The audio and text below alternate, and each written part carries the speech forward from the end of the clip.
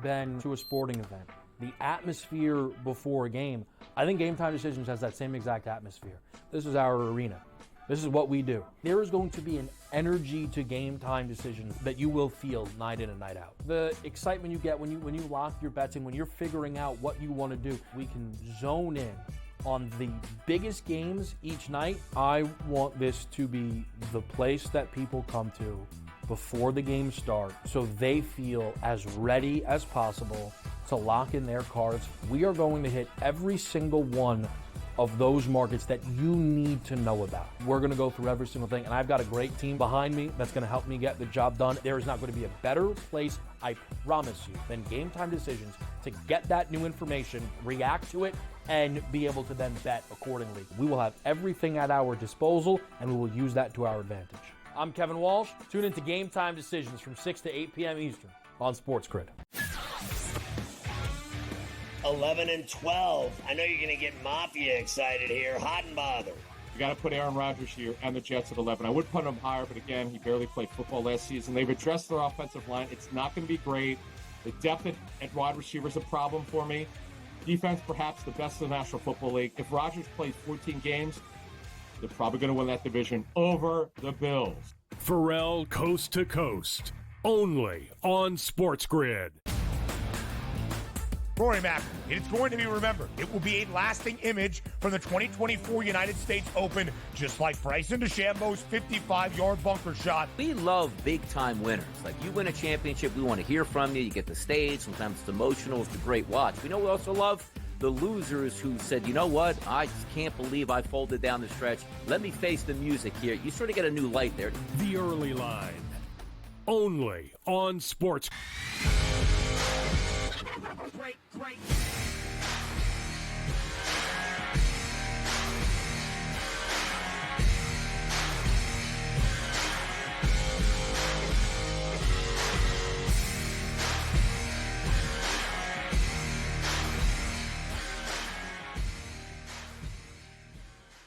Good morning. Welcome to Fantasy Sports Today here on SportsGrid. Happy Saturday morning to you and to me and to George Kurtz hosting with me today. As usual, good to see George. Look at that smile on George's face. Look how happy he is to be. Oh, there we go. We got a little smug. Come on, a little more. I am not a morning person, okay?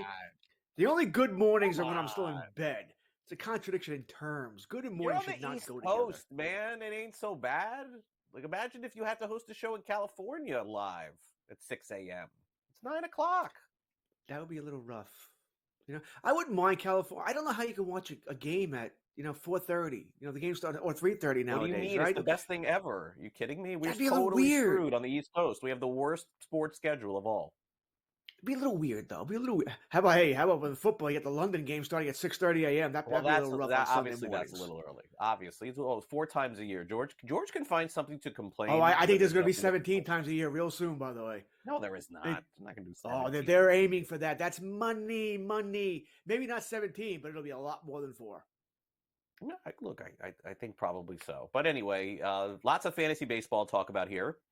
We're approaching July 4th. We're halfway through the fantasy baseball season. If I'm not mistaken, I'll have to double check this, but I believe every team has played 81 games in the major leagues, or maybe it's like 80, 79. So we're right there at the halfway point. Next week, we'll touch on that. We'll do our fantasy baseball all-star teams here on the show. But for now, let's go through the latest as to what's happening in the game and in fantasy baseball. George is happy because the Yankees finally won a game. They couldn't beat the Mets. They beat up the Toronto Blue Jays, who are probably going to be headed toward being sellers at this point. So we'll dive into who's going to leave the Jays. What a disappointing season. Are they the most disappointing team in baseball, the Jays? I think they're up there. Mets keep winning. They beat the Astros 16-6 in June. There's no question they're going to go for something here. They don't have an owner giving two 40-year-olds $80 million and then going to cry poor at the deadline. That's not going to happen. How about the Philadelphia Phillies yesterday? The only story yesterday in their game yesterday was Christopher Sanchez. He pitched a complete game shutout, 3-hitter. Bryce Harper's out, and so is Schwarber. More on that in a minute. And maybe the Cubs are the most disappointing team in the National League, perhaps, because they're just so far under 500. I did not see them being sellers, especially coming out of April and into May. But George, they've sort of fallen out of it. So from a disappointing point of view, I guess we got the Cubs, we got the Jays. From an impressive point of view, George, the guy who you just unmercilessly ripped last week here on the show, Christopher Sanchez, who immediately got a contract extension after you ripped him. So anybody else who wants to get paid, listen up. George is going to tell you. And the Phillies did this last night without Harper, without Schwarber, without JT Realmuto. There's no good timing to have injuries, but if they're going to have them, George, now is the time because the Phillies have this very big lead in the NL East. Not to mention you got the All-Star break, so you get that built-in 4 days off as well, so they can, if they have to, they can use that. So I think this is the best, I guess. I mean, listen, it's the extreme optimistic viewpoint, but if you're going to get injuries, now is the time here, right? So good for Philadelphia. And you mentioned they have a 8-game lead over the Atlanta Braves here, so they're in strong position there. And from what they're telling us, neither injury is considered severe. All right, so maybe they'll be back either right before the All-Star break or right after. So we should get Harper and Schwarber back in our lineups there. So good news there. Sanchez did have the shutout last night. By the way, we weren't close on his contract. I was off much worse than you. I think you said 40-something. He got 22. Yeah. Okay. 22. I mean, damn. I would have thought I don't know if I would have signed that if I was him. But a pitcher, I sort of get it that you don't Tommy John surgery, you don't know what's going to happen there. But I would have never guessed that. I figured you were going to be closer than I was. I didn't realize it was going to be that far off. But good for him. Had a great start last night. Listen, the Phillies are for real. If everyone, assuming health here, we got to assume with the Dodgers as well. But, Wheeler, Nola, Sanchez, Suarez, boy. It's great. Phillies and Dodgers look like they're on a collision course to me. Yeah, great bullpen, too. I know they had a blip against Miami the other night, but Hoffman and Strahm and Alvarado and everybody that they got coming in games. I mean, just take a look at their earned run averages across the board, 3s or under. And now Philly will be without 3 of their players in their starting lineup, I would guess, for probably a month. So stay tuned to some of those team totals on Philadelphia as we go.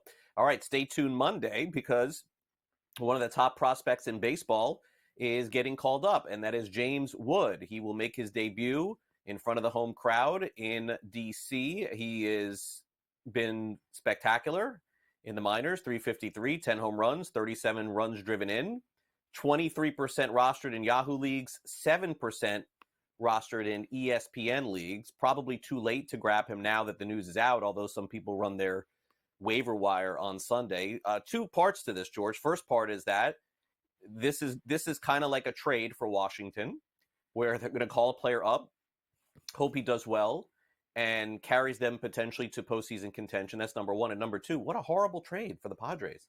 I mean, how much did they give up for Juan Soto to just turn him around and trade him? And I know they got King and some other players, but I mean, that trade is going to set Washington up for years. Yeah, they went for it, right? You pushed all your chips in. I guess maybe you thought you could re-sign Soto too, and neither one happened.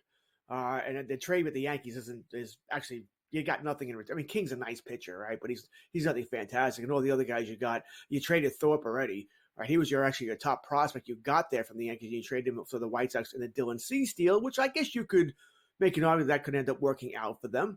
But still, no. I mean, after all is said and done, you're not going to be happy about this. It is James Wood Day. I am looking forward to him. In my home league, I claimed him in a bunch of leagues here. I got him in maybe one. And in my home league, I'll find out in probably about 4 or 5 hours if I get him, if no one else puts in a claim above me here. So, yeah, I'm excited. And I think you had to go out and get him. All right, we do the math all the time. 12-team leagues, 5 outfield. That's 60 outfielders you're starting. Plus, we have some outfielders at DH. We have a lot of outfielders on on our bench here. You can't tell me 90% of teams can't use James Wood. You can't tell me that. So yeah, I put in a claim for him. I want him. We'll see what happens. Hey, sometimes rookies fall flat on their face. Mike Trout came up and went right back down. Wasn't very good. Yeah, but then other rookies take off for a while. We'll see what happens if he does play well at the beginning. We'll see what happens when the pitchers start to make those adjustments. Can he make them back? Yeah, and look, he's been great at very high levels in the minors. Maybe that's the difference between him and some others, but naturally that's a huge addition to the Nationals. I know they got Lane Thomas back. He's been good over the last month too. So look, maybe Washington is a team. I don't think they're going to be buyers. That I don't think, because I think they probably look at it like, let's go into the offseason and then let's push our chips in and then let's go for it. But it's sort of amazing to think, ladies and gentlemen, it was not that long ago the Nationals were all in with Trey Turner and Juan Soto and Strasburg and Corbin and many others in 2019. It maybe feels like a long time ago, but in baseball life, it's really not. And Washington could be one of the favorites to get back to the postseason next year, too. So really good job by their organization rebuilding and doing it in the right way. We got some great games today, George. I believe Paul Skeens is pitching today. Am I right about that? Is he pitching this afternoon? So is that the big matchup? It's Paul Skeens. There's Max Fried, so it's Paul Skeens Day. And find it interesting, by the way, on the gambling side, Braves are still a pretty heavy favorite in that game. I don't know. So I guess how much of Fried's been great. I get that, but still, I think I might take a shot on Skeens there for the plus money there. But yeah, it's Paul Skeens Day. This man is a super freak, right? One thing about the Pirates, going back in history, they developed pitchers. They had Cole, had Glasnow, right? Skeens, Jones. I mean, I know there are other guys we're missing as well here. They do know how to develop pitchers. And I found it interesting. No Jones this week. They keep telling us they're not going to shut these guys down, but they're going to skip starts here and there. So in some ways, this will drive you, especially in weekly lineup leagues when you don't know ahead of time. Yeah. You started Jones this week, you lost. Yeah. No, look, and they're talking about doing the same thing with Skeens too. They want him to go through the end of the season, and the only way to do that is maybe to skip starts as well. But, Jones flies under the radar a little bit, George. Skeens will not. So once that starts happening, it'll be a hot topic for us. All right, hot players in fantasy. We'll hit on them next. Stay with us here on Fantasy Sports Today on SportsGrid. We'll be right back after this. Break.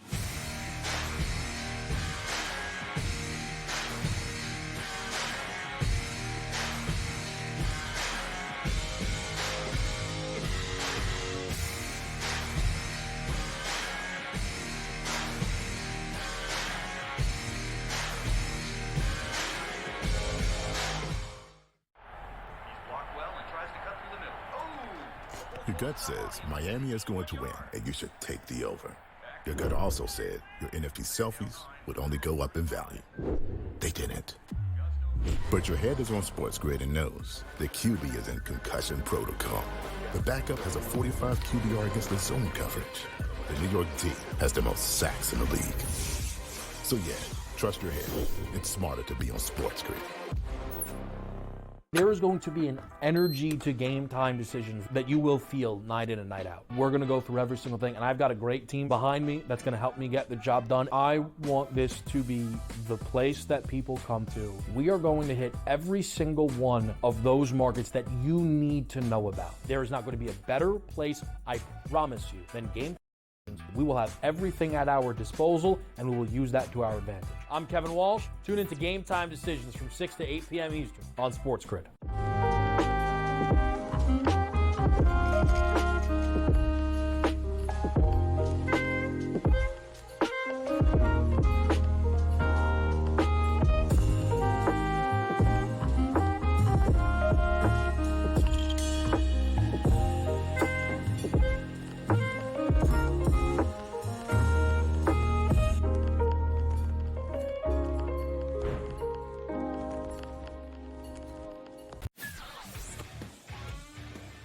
And 12. I know you're going to get Mafia excited here. Hot and bothered.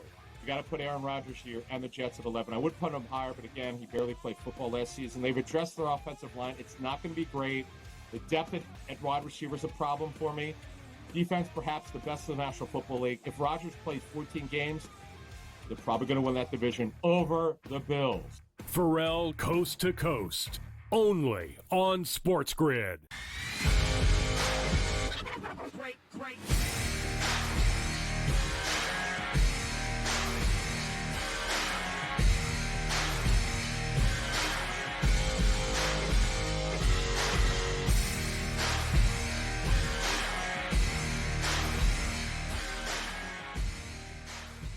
Welcome back to Fantasy Sports Today here on SportsGrid. I'm Craig Nish along with George Kurtz as we cover the hot players in fantasy baseball over the last week or so. And let's start off, George, with the Minnesota Twins. So, of course, this has to be Royce Lewis, right? Like, that's who it only can be on offense. It can only be Royce Lewis. Wow, for the first time, it's not. Now, by the way, Lewis has been hurt a lot, too. But it seems like every time Lewis is playing, it's a big week.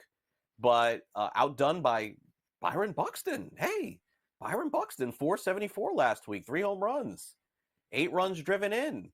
Still one of my favorites. I can't ever quit this guy. But, naturally, it's, wear and tear on him has caught up a little bit. But this is really good to see. And I'm curious to see what the Twins do down the stretch. On Rage last night, Gabe put up the Major League Baseball's playoff bracket right now. And if the season ended today, and boy, that would really be terrible, the Twins would play the Yankees first round. I mean, this poor team just can't get away from the Yankees. I would, as a Yankee fan, I'd really like that. Pretty much we own the Twins there. The problem with Buxton, we all know it. He's immensely talented. But if you're going to buy in on him, when's the injury happening? He's already had several injuries this year. I mean, you said you can't quit him. I have quit him. I am done. All right. I'd have to be pretty desperate to take him on because I just know I'm going to eat it. This is already the year of the IL moves.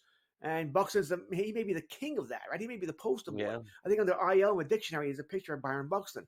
Immensely talented. Can't stay healthy. I try and avoid these players. Yeah. No, and look, a good week if you took him at any point in the draft. But, naturally, I hate to say it, but George has been right through the years. With Buxton relatively healthy, though, this year. The numbers overall haven't been there. Okay, so welcome back to Fantasy Baseball. It is Vladimir Guerrero Jr. Wow, okay, here we go. It's been a while. 4 home runs, 13 runs driven in, 393 average. The Jays, I think, are cooked. I think this is it. I think the Jays are going to have to make some moves. I don't know if he is going to be in it. A lot of speculation that Bo Bichette could get traded. I don't know I don't know why the Jays would trade Bo Bichette, George. I mean, dude's batting like 200 or whatever. I would definitely not trade him until he gets better. But I guess the question is this the last stand for Vlad Jr.? Do you think that the Jays rebuild with him or do they part with him? Boy, I mean, they're 37 and 43, 44, so they're 7.5 games out of a wild card. And this has been the most, you mentioned the disappointing team this season. Aren't they a disappointing team every season? We always expect more. I think you can make an argument, Craig, 1-26. This team's as good as Baltimore, as good as the Yankees. But they don't play like it, and they never do. So, I think they do have to break it up here. Is it Vlad? Is it Bichette? I mean, who else is going to be? To really break it up, it's really got to be one of those two, if not both, right? And we had Vlad. I love this, by the way. We had Vlad come out this week, goes, well, I'd play for the Yankees.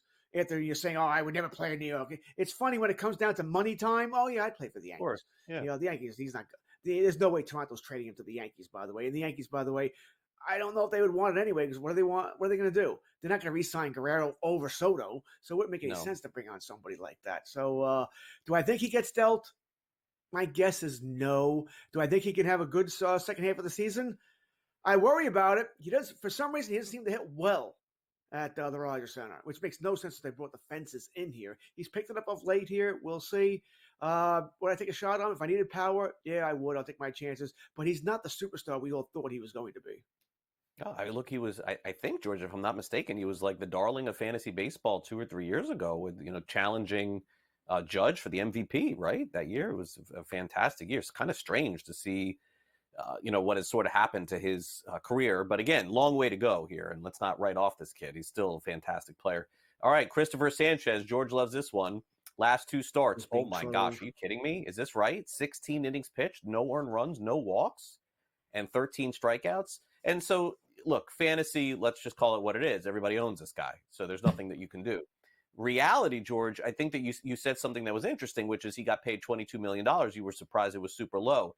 And this is where I can just tell you from a baseball perspective, George, we cannot speak to the personal life and the person that signs a contract like this. If you go back, you take a look at Jose Altuve's first long-term extension, it seemed pretty meager at the time. Not everybody has, great financial situations. And this guarantees him, George, $22 million, you are set for life. Make no mistake about it. It ain't 50, it ain't 100, it ain't 200, but you could do very well with 22 million. And I guess Sanchez sort of not betting on himself, but at the same time, how could we speak to what this guy is going through? It may be nothing, by the way. I don't even want to speculate that, but I'm just saying when something like this happens, that's what I usually think is, hey, he needs the money now. That's a fantastic point. I mean, we always forget that we don't know someone else's financial situation. Do I think he signed late? Yeah, I do. That being said, it's a valid point. We don't know why he signed there. Ozzy Albies and Ronald Acuna also did the same thing, right? They also signed what we thought were light contracts. Sanchez has been good. Now, I'm being trolled. I love when the producers troll me because I had not the greatest things to say. I didn't have that, man. I didn't really crush him like Craig likes to think I did, but I just don't think he's that guy. And I think he's pitching above his head. Apparently, the Phillies don't think so, so maybe I'm wrong. But he's hot. He's hot as all Hades right now. And like I said, he's one of the reasons why I think Philadelphia is a really, truly big threat to the Dodgers.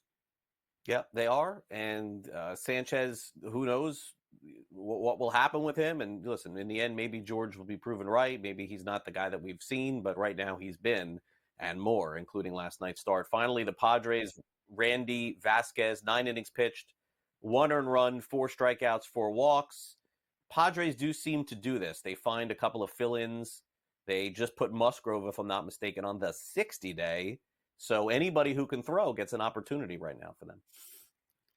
Yeah, if you can throw a baseball, sign up for San Diego. Vasquez, he makes the Soto trade all worth it, right? Because he's one of the players they got back. Listen, he's a guy. He's pitching well. I mean, listen, the whip is not all that great. He's a 1-to-1 strikeout to walk ratio. That's not going to cut it either here. But he's hot right now. You want to plug him in, fine. But he's not a guy you're going to want on your roster the rest of the season. All right, he's a plug and play guy while he's pitching well here. Maybe a matchup guy. 2 starts a week, sure, we'll throw him in there. But not a guy you want to rely on week in and week out. All right, let's take a timeout here on the show. From the good to the bad, we'll go over players who have taken the collar over the last 7 days in fantasy baseball. We got Craig Mish, George Kurtz with you. We'll be right back. Don't go away. Great. '"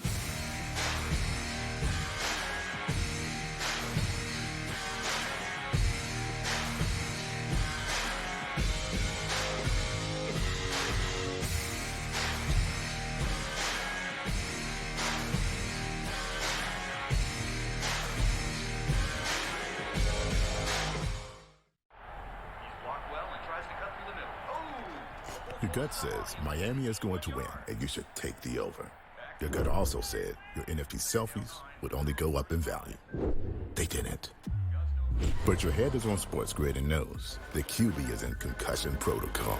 The backup has a 45 QBR against the zone coverage. The New York D has the most sacks in the league. So yeah, trust your head. It's smarter to be on SportsGrid. There is going to be an energy to game time decisions that you will feel night in and night out. We're going to go through every single thing, and I've got a great team behind me that's going to help me get the job done. I want this to be the place that people come to. We are going to hit every single one of those markets that you need to know about. There is not going to be a better place, I promise you, than Game Time Decisions. We will have everything at our disposal, and we will use that to our advantage. I'm Kevin Walsh. Tune into Game Time Decisions from 6 to 8 p.m. Eastern on SportsGrid.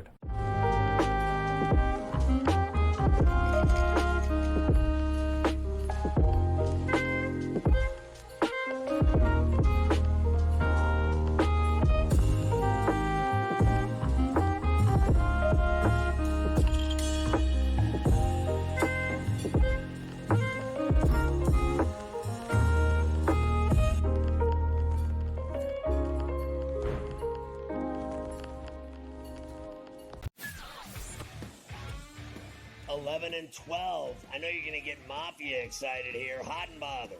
You got to put Aaron Rodgers here and the Jets at 11. I would put him higher, but again, he barely played football last season. They've addressed their offensive line. It's not going to be great.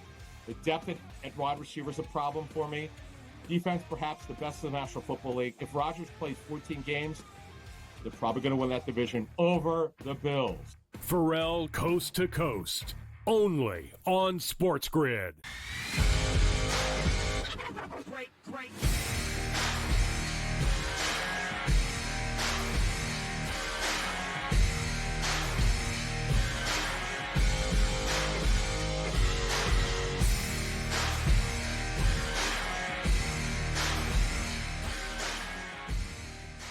Welcome back to Newswire. Welcome back to Fantasy Sports Today here on SportsGrid. Close enough. I host Newswire every day. It's an easy mistake to make. I'm like, wait a second. Oh, that's right. It's Fantasy Sports Today. Okay, so players over the last 7 days who have struggled. Let's get right back to it. Julio Rodriguez got off to a slow start this season. He got hot, and then everybody was like, oh, you see what happened, you losers? Julio's amazing. He's fantastic. You sold short on this guy. And then all of a sudden, here we are again. 0-50 last 7 days. 6 strikeouts, no RBIs, no stolen bases. Man, Seattle, George, they're good. They got this incredible pitching.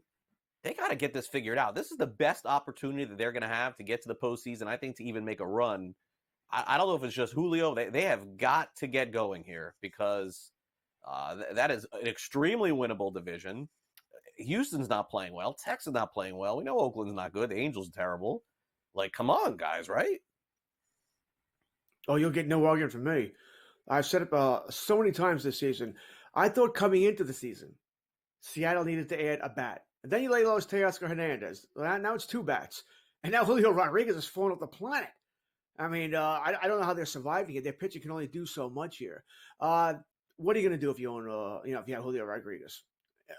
You're going to trade him at 70 cents on the dollar? I mean, what are you going to do? You always have to hope and pray that he bounces out of it. Maybe you can bench him for a week, and sit him. But do you have that kind of depth on your bench to someone that's really all that much better than Rodriguez? Or he's going to hope that he figures it out. But it's been from day one here. He's had some, every now and then have a couple of good games in a row. Oh, you think he's snapping out of it? Then all of a sudden it's another 10 games where he does nothing here. And he's in the middle. I mean, really, it's a complete zero right now. But I think you're stuck. I just don't know what you're going to do. What could you get from him in return that you think it's going to be worth trading Julio Rodriguez? And I'm the first person to tell you, by the way, after your draft is over, I never want to hear what round someone was drafted in. I don't want to hear Rodriguez was the first draft pick. It doesn't matter anymore. It's how he's playing. And he's playing like crap. Yeah, no, it's a strange season for him. Completely unpredictable. All right, maybe this is predictable. Nolan Gorman, ups and downs, George. That's what I chalk this up to. 50 average, 3 stolen bases, 10 strikeouts. Gorman, when he's hot, he's just pounding it. He's hitting a ton of home runs. When he's not, this is what it looks like. In the end, his batting average is going to be 220, 230. There's been so many players that have come through Major League Baseball like this. I think this is who Gorman is. I'm not particularly worried and not going to cut him. I mean, in the end, he's going to have his home runs. He's going to have his runs driven in and everything else. I agree. I think he could lose some playing time here and there, especially against left-handers there. But he's the kind of guy where if you sit him, and once again, I'll assume weekly lineup league, that's the week he hits home runs, right? And you're gonna drive yourself crazy. So you either got to play him or cut him. Move on. So I have been in a league, and right now he's terrible. He can't hit at all here. I would have sat him this week for Brandon Lowe, but then again, Brandon Lowe had the toe injury, and he hasn't played. I think he got one at bat last night, so he's on his way back. So next week, assuming this keeps up, I'll start Brandon Lowe over Gorman. But Lowe's another guy who drives me insane. But I said Gorman is what he is. He'll hit you some home runs. He's going to kill you in batting average. Can you afford that? Yusei Kikuchi, probably a trade candidate, I would guess. 7 innings pitched in his last 2 starts, 10 strikeouts, 8 earned runs, 2 walks.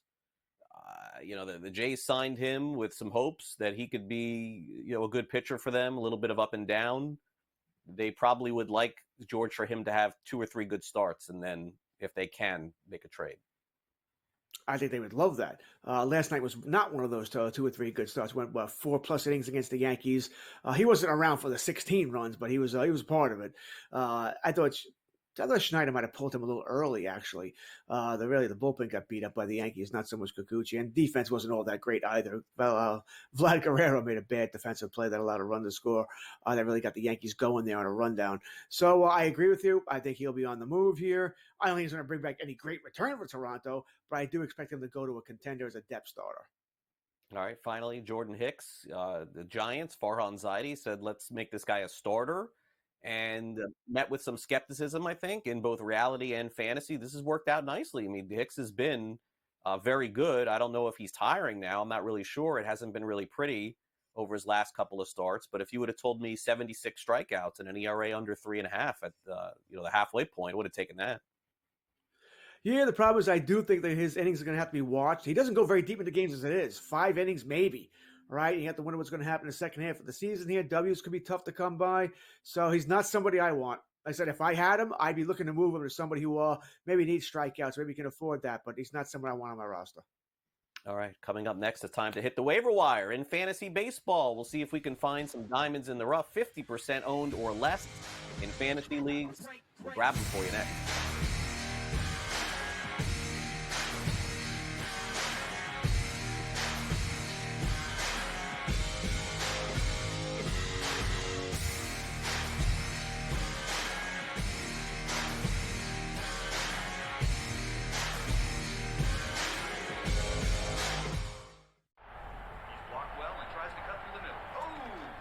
Your gut says Miami is going to win, and you should take the over. Your gut also said your NFT selfies would only go up in value. They didn't. But your head is on SportsGrid and knows the QB is in concussion protocol. The backup has a 45 QBR against the zone coverage. The New York D has the most sacks in the league. So yeah, trust your head. It's smarter to be on SportsGrid. There is going to be an energy to game time decisions that you will feel night in and night out. We're going to go through every single thing, and I've got a great team behind me that's going to help me get the job done. I want this to be the place that people come to. We are going to hit every single one of those markets that you need to know about. There is not going to be a better place, I promise you, than Game Time Decisions. We will have everything at our disposal, and we will use that to our advantage. I'm Kevin Walsh. Tune into Game Time Decisions from 6 to 8 p.m. Eastern on SportsGrid.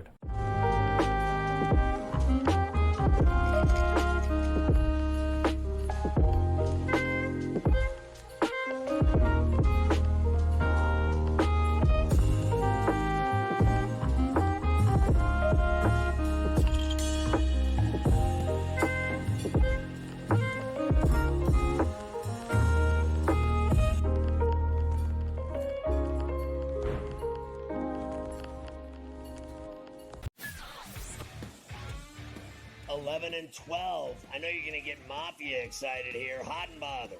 You got to put Aaron Rodgers here and the Jets at 11. I would put him higher, but again, he barely played football last season. They've addressed their offensive line. It's not going to be great. The depth at wide receiver is a problem for me. Defense, perhaps the best in the National Football League. If Rodgers plays 14 games, they're probably going to win that division over the Bills. Pharrell Coast to Coast, only on SportsGrid. Great.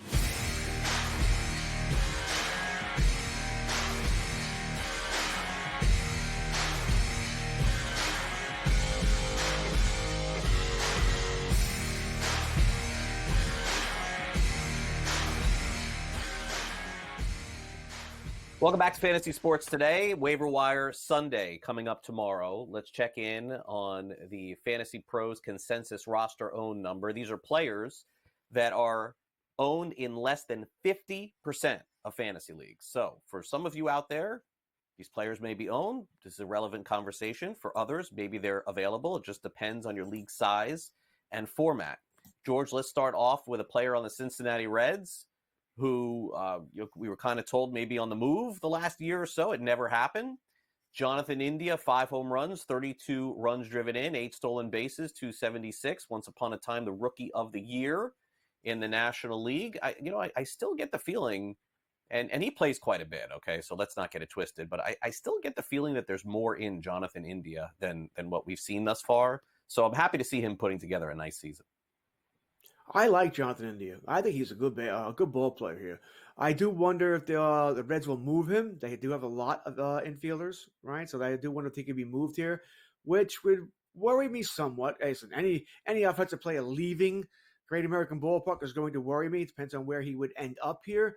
So I like him. Bottom line is, if he's out there and I needed a middle infielder, I'll take Jonathan India. He gives you a little bit of everything. He has more power than he's showing here with the 5 home runs. Doesn't hurt you in average, and he has some speed. So yes, I am very interested in Jonathan India. I think he's a good ball player. All right, let's move over to the Miami Marlins. All right, Brian De La Cruz, whose power has really come up big for him this season. He's been basically the lone power source for Miami, he and Jazz Chisholm. 14 home runs, 39 runs driven in, 88 strikeouts. That, of course, is a big number. 38% owned in fantasy leagues. George, I'm not quite sure if De La Cruz is, a piece for next year to keep on the team or a trade piece. I think that there's a couple of different ways to look at it here. The one way to look at it is that, probably he's worth more to Miami than he is some other teams. The other way to look at it is some other teams are taking a look at their outfielding situation. And as you know, George, the offensive numbers are down across the board this season. And since he has 14 home runs, he potentially could be an upgrade for some other team in the outfield. But De La Cruz probably going to get close to 30 home runs, 80 runs driven in at the end of the season. That's a nice year for him. And keep in mind, those close to 30 home runs, Miami, a big ballpark. You put him in a regular-sized ballpark, maybe the average is over 30 home runs. Anyone's tradable, right? Depending on the offer here, but I think the Marlins should keep him. They don't have much offense here. If someone bowls them over with an offer, fine. Then he's got to move. It's really that simple to me. But I think they should keep him. You got some. I think he's an interesting young player who's going to get better, and maybe not immensely better, but I think he's a guy who could end up hitting 255. As you said, 30 home runs. He's not going to really steal that many bases there, but a good, solid baseball player. So if I'm the Marlins, I want to keep him. Fantasy-wise, if I need the power, fine. He doesn't crush you in average. So if I need the power, he stays. If I don't need the power, he goes. It's that simple. He doesn't add anything else. No bases here. The average, like I said, is below fantasy average. So it's just the power. Yeah, not a lot of runs scored too from Miami. Didn't score any last night. All right, Mason Wynn for the St. Louis Cardinals is pretty much being exactly who they wanted him to be. And that's the funny part of this is that, some people are disappointed. They thought, oh, Mason Wynn, he's going to be, much better than this. George, he's the kind of player in fantasy, and we talk about this every week, where 12-team league, 14-team league, you pick him up, you play him for a week, you're like, he's good, but I don't know, I'll just cut him for somebody else. And it feels like he's probably like on a lot of different rosters over the course of the year. Helps you in average, helps you a little bit in stolen bases. He's an elite defender, and the Cardinals are going to play him at shortstop for the next decade if they can. I think as far as a middle infielder, you're fine with Wynn. You're not going to have all-stars at every position. All right, we need what I call placeholders, guys who, okay, you mentioned, going to help you in average. Steal me a couple of bags here. Let's steal 15 bags on there. I'll take that. Yeah, the power is not there. The RBIs are not there, but that's not what he's on my roster for. I'm not expecting that from him. I said, if I'm short in those categories, sure, then I don't want Mason when I got to go get somebody else. But for me, he protects average, which I like that. It actually helps you a little bit. And I know for my teams, any stolen bases are good. So he's a player I don't mind at middle infield. What do you want to do? So I think he's a good, solid ball player. He's a better baseball player than fantasy player, but he is a useful fantasy player. All right, let's go to the Baltimore Orioles, where a lot of players are useful fantasy players. A lot of their numbers look the same, by the way, in terms of power. It's kind of funny. Outside of Gunnar Henderson, Colton Cowser in the outfield, 12 home runs, 34 runs driven in, 231 on the season, 22% owned in fantasy. Orioles could probably just ride with him, I would say, through the rest of the season and be happy with it. They also could get an upgrade or two there. I do think that the Orioles are in line to get a new center fielder before the end of the season. Mullins has not been nearly as good as he was a couple of years ago, but Cowser is very similar to De La Cruz, probably, in a way. Not a lot of power, a little bit of steals, and going to bat at the bottom of the lineup for Baltimore. I don't think Baltimore's upgrading on offense by the trade deadline. I would be surprised. They need pitching, and they need it badly. So I think they called up Kerstad earlier this week. I think what they're doing is they're auditioning. I think hey, Cowser, Kerstad, they have a million good young players here, and they know they can't play them all. So they're auditioning them. They want other teams to see these guys play at the major league level, and then they can trade them for that pitching that they need. And they want good. When I'm not talking fourth or fifth starters, I think they want good pitching. They know they're likely the best team in the American League, but after Corbin Burns, a little shaky. Grayson Rodriguez is solid, but not great, and then there's nobody. They know they need another really number 2 pitcher in the playoffs here. So I think that's what they're doing here. I think any of these guys can be moved. It's just a matter of what teams like, who they want here. I like Cowser. I think he's once again going to be a very good major league ball player. This season, it's all about the power because the average isn't there yet, but he's going to get better in that category too in future years. In dynasty leagues, keeper leagues, he's a guy I'm very interested in. Definitely. Great point there. All right, New York Mets, and they're playing great baseball. Harrison Bader back on the fantasy radar again. Under 5% owned in fantasy leagues. You have Starling Marte out. So, naturally Bader's playing every single day right now. 270, 6 home runs, 30 runs driven in, 11 stolen bases for Bader. And remember, he was on the Yankees. He was on the Cardinals. He's bounced around a little bit, George. No one's ever going to deny the talent of him. And a little bit of health and some different platoon issues have been going on with him. But if he plays the rest of the season, he could be a really nice buy low. And again, buy low, everyone knows who he is. 270, 6 home runs, 30 runs driven in, limited playing time. I think you can extrapolate those to some bigger numbers in the second half. Once again, you may name the key thing, health. Right? He does get banged up a lot. He's a very good defensive player. Maybe that's part of the reason why he's crashing into walls, making diving plays there. It's a very good defensive player there. I mean, he's a guy that, once again, when he's hot, which he is right now, he's scorching hot. Yeah, you want him in your lineup. That will fade. And then when it fades, you don't want to be anywhere near because he doesn't add you anything. All right, so I think right now he's at his high point there. He's the kind of guy, by the way, I think if you have one on your team, scream sell high. Find a Met fan, all right, and sell him Harrison Bader right now because he's playing so well. But like I said, 2-3 weeks, you're going to want to move on, in my opinion. This is not a guy I'm looking to acquire. All right. And, certainly we got a lot of other players to discuss here in fantasy and go over some of the hot players in the pitching realm. And we'll discuss those next. We've got Milwaukee, the Mets, the Cardinals, and maybe even the Chicago Cubs. George, the other part of baseball that just needs to be mentioned is we lost another Hall of Famer last night. I did not see this because it was very late at night, but Orlando Cepeda passed away yesterday at the age of 86 years old. Naturally played before my time, before your time, won an MVP. Giants have now unfortunately lost 2 Hall of Famers in 2 weeks, but he also played for a number of other teams, Cardinals, Braves, A's, I think, Kansas City maybe even as well. Cepeda lived in South Florida for a long period of time. Really good player, and certainly one of the greats in the game. He's in the Hall of Fame.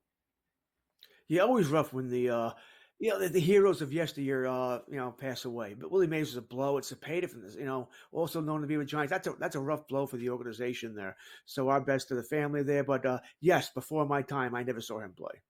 Yeah, me either. All right, coming up next, it's time to dive into the pitchers to pick up in fantasy. We'll do it for you next. Don't go away. Break. Oh!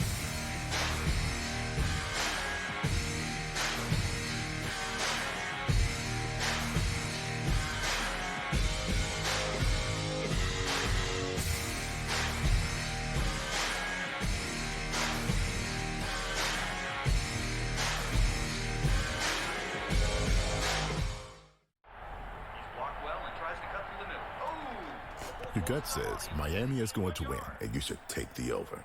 Your gut also said your NFT selfies would only go up in value. They didn't. But your head is on SportsGrid and knows the QB is in concussion protocol. The backup has a 45 QBR against the zone coverage. The New York D has the most sacks in the league. So yeah, trust your head. It's smarter to be on SportsGrid. There is going to be an energy to game time decisions that you will feel night in and night out. We're going to go through every single thing, and I've got a great team behind me that's going to help me get the job done. I want this to be the place that people come to. We are going to hit every single one of those markets that you need to know about. There is not going to be a better place, I promise you, than Game Time Decisions. We will have everything at our disposal, and we will use that to our advantage. I'm Kevin Walsh. Tune into Game Time Decisions from 6 to 8 p.m. Eastern on SportsGrid.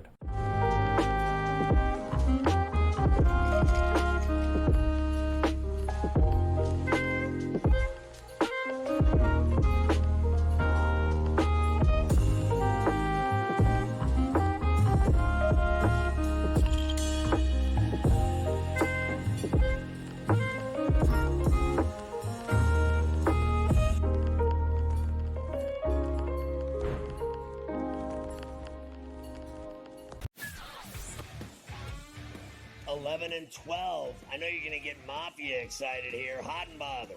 You got to put Aaron Rodgers here and the Jets at 11. I would put him higher, but again, he barely played football last season. They've addressed their offensive line. It's not going to be great. The depth at wide receiver is a problem for me.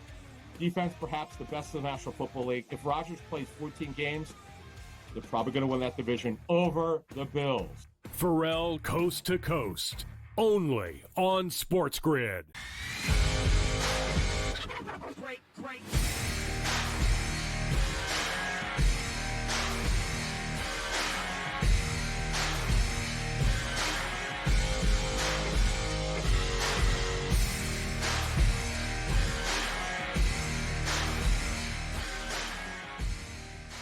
Welcome back to Fantasy Sports today here on SportsGrid. Let's go over some of the waiver wire pitchers in fantasy. These are pitchers under 50% owned over on Fantasy Pros. And this offseason, I remember social media when Luis Severino signed with the New York Mets, the Yankees fans were like, good luck with that guy. And you know what? For a while, they probably were right. But all of a sudden, Severino sort of reinvented himself. He's winning a lot of games with the Mets. His ERA is 3.29, only 71 strikeouts in 90 innings, and he does have 31 walks. He had a ton of injuries over the course of his career. Once upon a time, we thought this was the next great ace of the Yankees. And again, they wished him well, George. I'm sure you did too, when he decided to sign crosstown in Queens. He's done a really nice job for the Mets this year. Like, I mean, look at these innings, 90 innings, George. I mean, that's pace for 180. That's not anything to sniff at in baseball these days. No, so I hope Severino does well, and I would buy on Severino, by the way. The talk here for a while when the Mets were not playing well was that Severino was going to be moved. Right, he had reinvented himself. He's pitching well. He'll find himself on a contender. Now, well, the Mets are sort of in that contender slots there, so maybe not going to be moved here. So Severino probably stays. But yeah, I'm buying in. I liked him even before the Mets turned around. He was pitching well. The big thing last year, a lot of people thought he was tipping his pitches. Maybe he's not anymore. Maybe he's figured it out, whatever it might be. Maybe it's the first year back with Tommy John surgery, whatever it was. But he's turned it around here. Good for Luis Severino. Count me in. I'm a buyer. All right, let's go over to the pitching factory in Milwaukee. Who's up next? Tobias Myers. He's up next. 32% owned in fantasy. 52 innings pitched, 45 strikeouts, 3.12 earned run average. You may remember a couple of months ago, they called up a young kid by the name of Robert Gasser. He was pitching very well, and now he's out for the season. George, they even made a trade for a pitcher named Dallas Keuchel and started him this past week. Like, Milwaukee is just crazy with these pitchers. I don't know what they have going on with these guys in the past with Burns and Woodruff and Peralta, or even now with some of these others. But whatever the secret sauce is they have in Milwaukee, it's working. Didn't work for Keuchel. He didn't pitch all that well the other day. That was a surprise to see him acquired. I didn't even know he was still in baseball. So is that Myers? I mean, once again, I think he's the definition of a hot guy. We're not talking a top prospect or anybody like that here. Milwaukee, almost at County Stadium. That's going back a long time. Milwaukee, it's definitely favors hitters, so that's going to worry me somewhat. But I think it's a guy pitching well, maybe matchup dependent to a degree here. But the bottom line is this: same as outfields, we need pitchers. He's pitching well. Unless he's pitching in Colorado right now, he starts for me. Maybe I wouldn't pitch him against the Mets. I don't know if I'd pitch Cy Young against the Mets right now with how they're hitting there. But it is what it is right now. I'll ride him until I think the wheels are going to fall off. All right. Now, somehow Miles Michaelis makes our list every week. Do you think Sam has him in fantasy? I don't know. I'm just not sure. But here he is again. Well, then why do you keep putting him on our pickup list? Every week you put him in on the pickup list, and then every week his ERA is the same. It's over 5.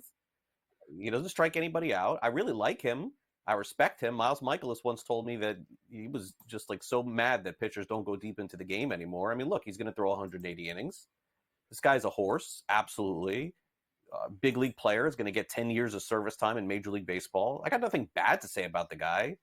He's great. I mean, I really like him a lot. I've covered him as a member of the Cardinals. But in fantasy baseball, George, I would not pick him up. No. All right, I'm going to pass as well here. I believe that was 9 earned runs he gave up the other day. All right, so no. Man, what are you doing here with this guy? I wish you nothing but the best. Nothing but the best, Miles. But no, I'm not going anywhere near you. I'm trying to find a stat he helps you in. I mean, 1.25 ERA. Innings. Got 6 wins. Innings. Yeah, that's a stat in a lot of fantasy leagues, right? If you're a points league, I guess that could be somewhat valuable to get innings, but that's about it. DFS could be a guy, sure. Okay, didn't think about that, but yeah. But no, he's a name guy. We know the name, but I'm not so sure I want any of the Cardinal starters, by the way. And that's just Mikolas. I mean, Lance Sonny Gray's fine. Sonny Gray's fine. Oh, Sonny Gray. Okay, I'll give you Gray. Yeah, I'd want Sonny Gray. How about any Cardinal starter outside of Sonny Gray? Gibson was okay. I don't know. No, look, they've done better than what we thought. We got to give credit to the Cardinals organization for picking up those pitchers. They've been better than what we thought. I think Sam sometimes he does this to get a reaction. Look at this one. He's telling us under 10% owned, we want to pick up this guy, Kyle Hendricks. Is he even starting anymore? I thought he was in the bullpen. He is. Yeah, he started again. Is he starting again? 17 They're desperate too. 43 strikeouts. Yeah, no, I know that, but look at his ERA, 6.87. Is anybody? I guess Sixto Sanchez I know has a higher ERA than that because I clown on him all the time. But this guy's got to be right there. 6.87. Cubs are playing horrible. Why would I want any? Again, another player, by the way, not to crap all over. incredible career, World Series champion, fantastic for a great postseason run with the Cubs. It's done. It's over. You're not picking this guy up. No, but I guess I understand why he's on the list. He is a Why? name guy. We know the name, and his last three starts, 3 earned runs. So he's hot. Yeah, listen, I'm not buying. I'm not picking him up. All right, I'm going to try and defend Sam a little bit here. I can see why he's on the list. 3 earned runs. He's only gone 17 innings. So he's not going very far, and that's not a shock. His last start, he actually went 7 innings in San Fran, for whatever that's worth. He pitched. He actually pitched against San Fran twice. 2 of those starts against San Fran, the other one's against St. Louis. So is what it is here. I don't want him. You can have him. I thought this guy should have been like adjacent to the Sun earlier this year. He was just awful. Right. I do think he's done here, but I don't know. Maybe he's found a little bit of the fountain of youth, but let someone else worry about him. Yeah, and also I forgot Javier Assad went on the injured list this week. So, I mean, Hendricks is probably going to continue to start. I don't think there's any way around it for the Cubs. But those are just some of the options to pick up players in fantasy this week. We went through some hitters and some pitchers. We'll touch on that a little bit more with Gray Albright coming up in the second hour of the show as well. But up next here on Fantasy Sports Today, we run through some of the strikeout props over on FanDuel. It is Paul Skeens Day. And talk about Paul Skeens Day. It looks like Aces Day to me. We got Framber Valdez, Tyler Glasnow, Cole Reagans, a lot of really good pitchers on the mound today. We'll see if we can run through their strikeout props, pick some winners for you next here as we wrap up hour 1 of Fantasy Sports Today. Break.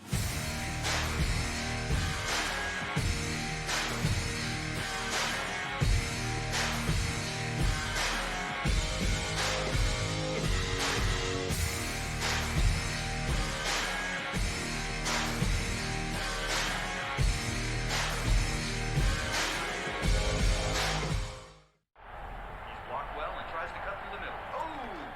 Your gut says Miami is going to win, and you should take the over. Your gut also said your NFT selfies would only go up in value. They didn't. But your head is on SportsGrid and knows the QB is in concussion protocol. The backup has a 45 QBR against the zone coverage. The New York D has the most sacks in the league. So yeah, trust your head. It's smarter to be on SportsGrid. There is going to be an energy to game time decisions that you will feel night in and night out. We're going to go through every single thing, and I've got a great team behind me that's going to help me get the job done. I want this to be the place that people come to. We are going to hit every single one of those markets that you need to know about. There is not going to be a better place, I promise you, than Game Time Decisions. We will have everything at our disposal, and we will use that to our advantage. I'm Kevin Walsh. Tune into Game Time Decisions from 6 to 8 p.m. Eastern on SportsGrid.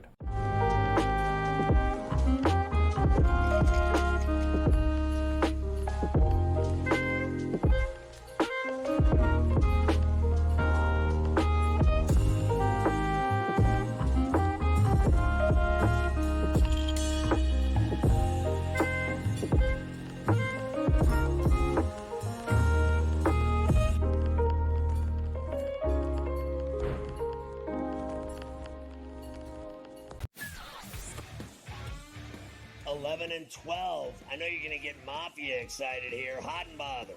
You got to put Aaron Rodgers here and the Jets at 11. I would put him higher, but again, he barely played football last season. They've addressed their offensive line. It's not going to be great. The depth at wide receiver is a problem for me. Defense, perhaps the best in the National Football League. If Rodgers plays 14 games, they're probably going to win that division over the Bills. Pharrell Coast to Coast, only on SportsGrid. Break.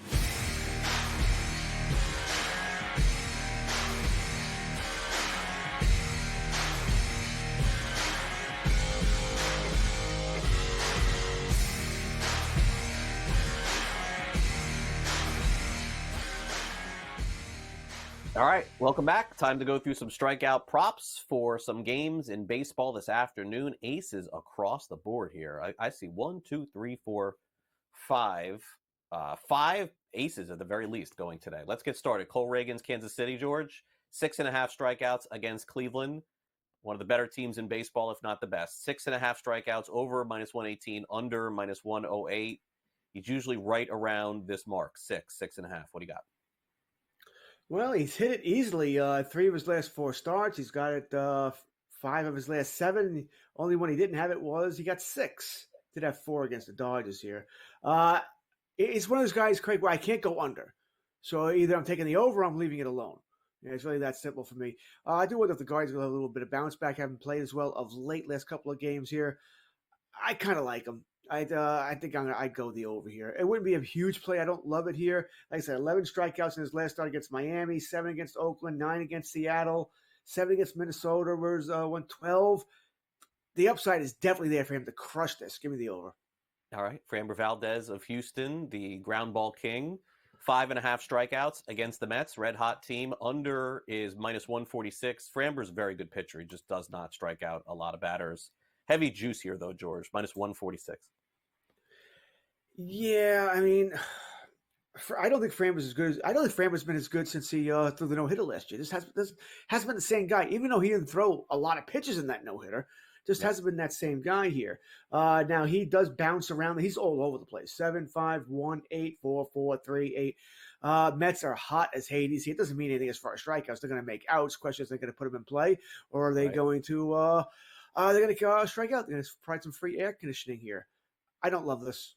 I think I'd leave this one alone. I'm not going to bet it one way or the other. I'm certainly not going to bet the under at -146. All right, I'm never paying that price for a strikeout prop unless it's just a crazy number where I think someone made a mistake. Other than that, no, I'm leaving this alone. I'm not touching it.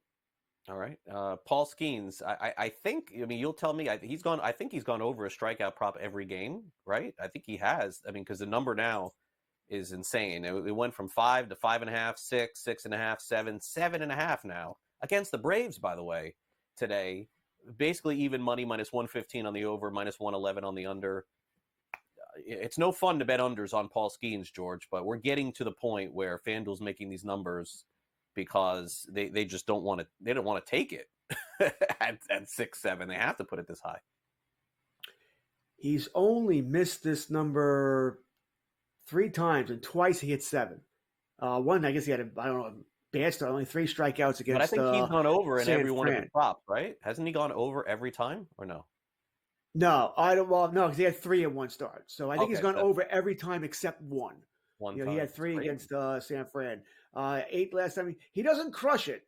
All right, so generally he's right there. You're going to have to sweat this one out if you take the over, but I can't take the under. The man's a freak. He's an absolute freak. Up against Max Fried today, probably a pitching matchup of the day here.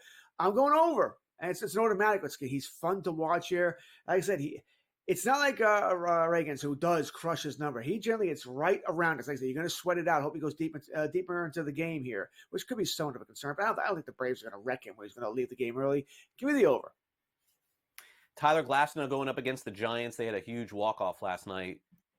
Dodgers-Giants, always a fun battle. Under is -136, over +106. These games, George, tend to be played like playoff games, and maybe I think that's why this is represented here, where if Glasnow was going up against just some random team, I'm not saying that the Dodgers or Giants play it differently, but they really have that little extra 1% in on these games. I mean, they don't like losing to each other, and so I think that's why the under is -136 here. Yeah, it's one of the probably one of the biggest rivalries in baseball that we don't talk about. All right, we don't really talk about it all that much here. Give me the over. He is hot. And once again, last 5 starts, he's had at least 8 strikeouts, 8, 9, 12, 9, 10. Give me the over, Tyler Glasnow tonight. And by the way, I'll take the Dodgers on the run line, too. They're not working. They're not going to lose back-to-back games to San Fran.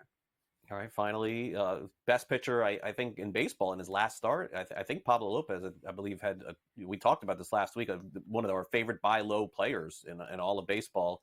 Pablo today against Seattle, 7.5 strikeouts. This is a tick up from where he was because of his last game. +104 on the over, -132 on the under. Yeah, he might get that against Julio Rodriguez alone, right? It's a joke. Okay. I'm probably not feeling this one. I think I would take the under on this. I think Seattle will put the ball in play. So this is my 1 under. I had 1 no play in Valdez. This will be my 1 under. Okay, fair enough. Time to take a quick break. Hour 2 is next. Bounce or bust players in the second half of the fantasy baseball season.